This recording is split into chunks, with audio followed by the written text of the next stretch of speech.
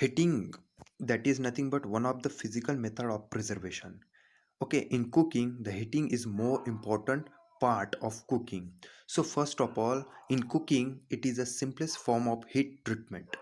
It destroys the enzymes and microbes, and due to which the heating in cooking, it's increasing the palatability and digestibility of food.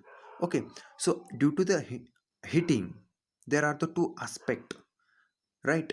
Due to the heating, it's prevent the food spoilage by inactivating the enzymes, and second, the killing the microbes on the food surface. Okay, so it is a more importance of the heating. Finally, like boiling of milk, gravy, curry, these are the examples. Okay, but this process has some limitation, that is the nothing but heating, or known as the cooking of the food. These have the one limitations. Actually, it is nothing but one of the physical method, okay, of preventations of the preservations of the food, and preventations of a microbes growth of microbes on a food.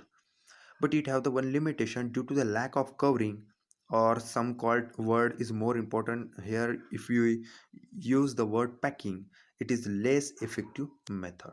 Okay, so it